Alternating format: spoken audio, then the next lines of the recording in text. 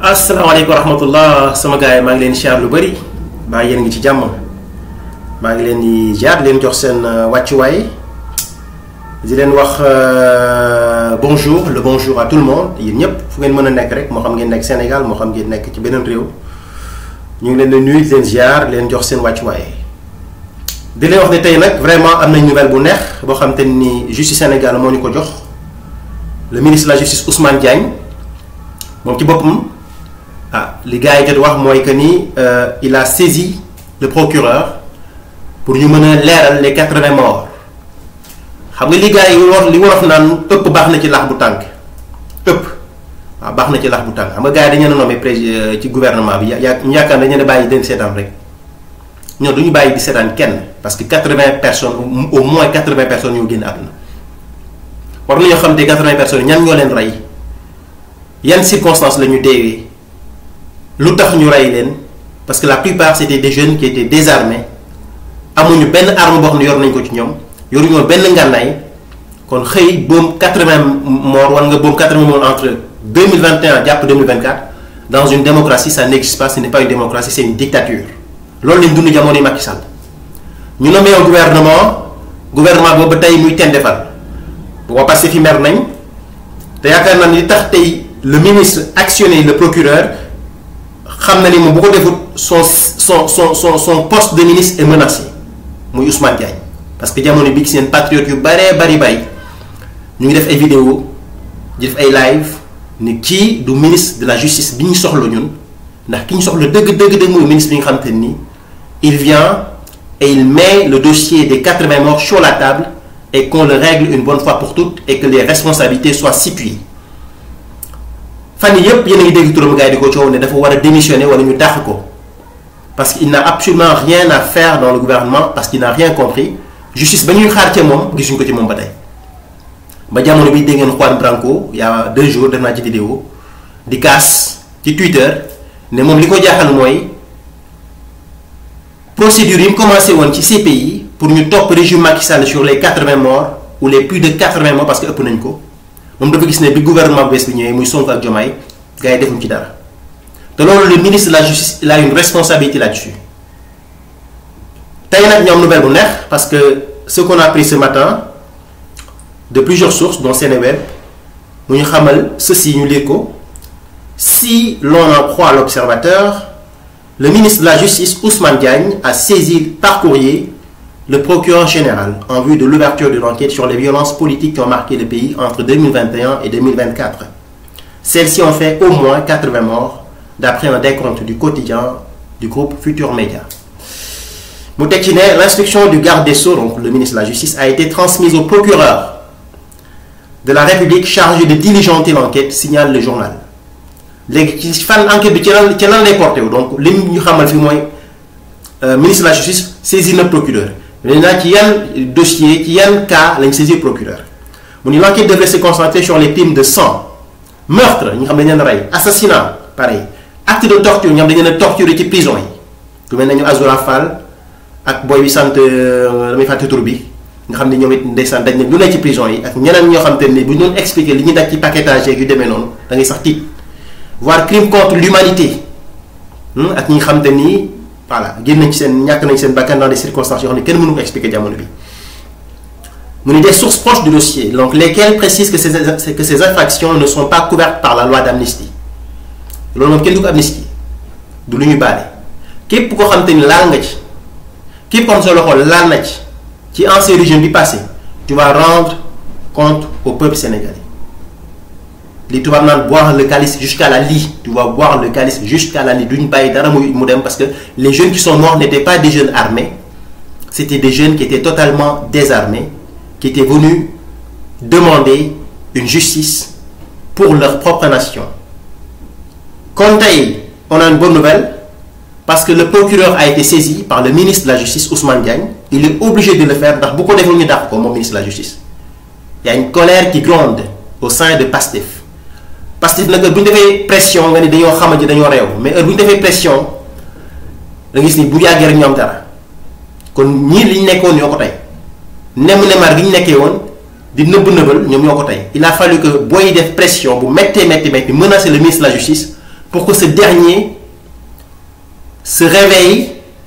et qu'il puisse actionner la justice. Donc c'est une très belle victoire du parti Pastef. Ñu am yaakaar ne victoire boobu incha allah dana aboutir, dana porter ses fruits. Donc tey jii médias yu bari waxtaan nañ ci mbir moomu ñu déglu tuuti quelques extraits des médias wax na lañ ci wax. 2021 ak 2024 selon information yi nga xam ne observateur moom moo ko joxee le ministre bi nga xam ne moom lañ dénk wàllum justice du Ousmane Diagne daal dinay saisir le procureur général bu ngir ñu daal di woyal wala sax daal di jublu ci enquête bi nga xam ne moo ñëwal ñu di ñàkk seen bakkan diggante 2021 ba 2024 Babacar. Tigi soxna Astou ni nga ko waxee noonu moom la demee mooy li nga xam ne moom la ñu nangoo suñu naataangoo yu l'observateur quotidien notamment suñu naataangoo bii di Mamadou Seck moo di lu jëm ci wàllum l'enquête bi nga xamante ni moom la ñu bare ci Sénégal yi doon xaar mënees na jàpp ne loolee door na ndax bu ñu sukkandikoo ci l'observateur quotidien sur ordre du ministre de la justice bi nga xam ne daanaka moo di Ousmane Diagne am ab lettre boo xam ne jébbal na ko barki démb ki nga xam moo di le procureur de la République di Ibrahima Ndoye pour que moom ci jëmb moom mu commencé diligenter li nga xam ne daanaka moo di procédure yi ñu war a mën a abbu ngir teewlu yenn jëmm yi mais tam gën a xóotal ci li nga xam ne moo di génn àdduna juróom-ñett fukki doomu aadama yi nga xam ne lim nañ leen ne ñoo ñàkk seen bakkan ci diggante 2021 ba 2024 loolu nag mu ngi dugg ci li nga xam moo di wàllum procédure ak lépp loo xam ne ñaaw na ci wàllum procédure hiérarchique yéen kaay gi ba léegi ni mu ñuy xibaaral que ne lettre gi ni mel jot na koo jaar ba fi muy àdduna ñuy teewlu becceeku na ci table ki nga xam moo di Ibrahima Ndoye ngir ñu diligenter lu jëm ci wàllu googu noonu moo tax mu ñuy xibaar que ne lu jëm ci wàllu mbir mi sax bu yàggu lool lañ ko fas yéenoon def waaye da nga xam ne moom moo ko gàllankooroon moo di jafe-jafe yi amoon ci wàllum loi d'amnistie bi bokk na ci li nga xam ne téewoon na ko waaye nag fu mu toll nii mën na jàpp ne am na lu ci pousse ba tax na ngir ñi gën a mën a am efficacité ak rapidité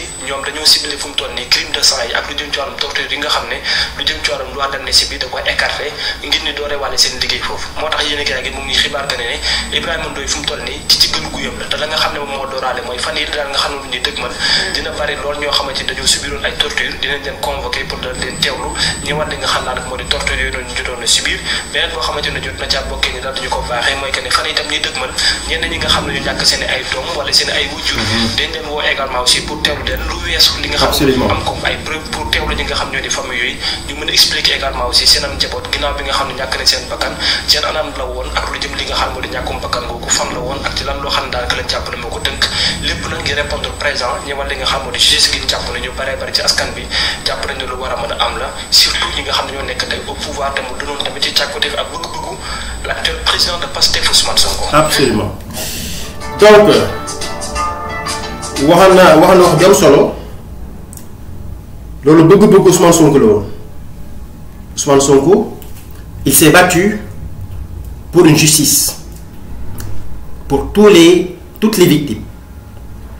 bi mu ñëw pouvoir nag ba tey gis nañu xew